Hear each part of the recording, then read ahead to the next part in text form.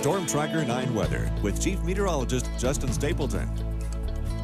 A springtime here, not so much for the folks back in the Midwest, and down in the South, it's another day of some severe weather. Let's go right out to the storm tracker. I'll show you what's happening. Really rocky forecast. Huge area of low pressure just outside of Indianapolis, and that's where most of the snow is falling at this hour. Now, I'm going to zoom down just a second back out towards Orlando. You can see from Orlando to Miami, that system, that's the tail end of the cold front that came through the deep south last night. That actually had a tornado warning on it earlier this afternoon across Orlando. The Bay Hill Invitational golf tournament, everyone had to get off the course and scramble as they were under tornado warning for a little bit as that system continued to fire its way through. And I'm going to zoom in and show you where the real nasty weather is right now.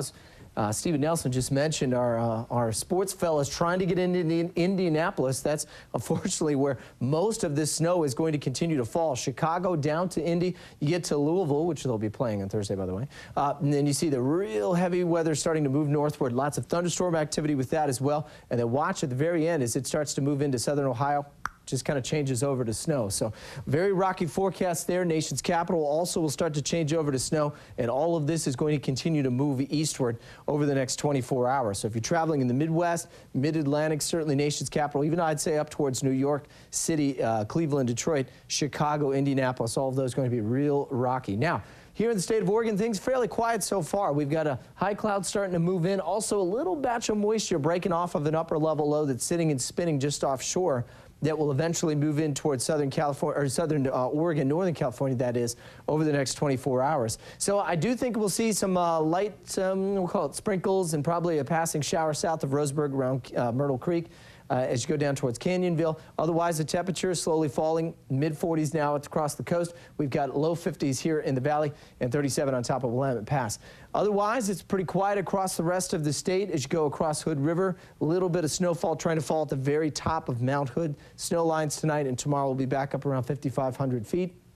55 in Portland today, 63 in Medford. That was the hot spot. 40s back east and low 50s out along the coast. So there's that first storm. This will eventually start to get closer to us by tomorrow, moving to Northern California. A secondary one will drop south, but the good news is we're going to keep the jet stream to the south of us, and that'll keep the warmer air pushing in. So thus we'll keep our temperatures up, even though we'll continue to increase our rain chances with some scattered showers by late tomorrow evening, and then again as we head in towards Tuesday, Wednesday, and likely Thursday's forecast. There's even a chance we could get an isolated thunderstorm or two. So soggy times midweek, the showers start to move back in, but the good news is we'll stay relatively mild throughout most of the work week. So mostly cloudy at the coast. Temperatures there will be in the low to mid 50s for tomorrow.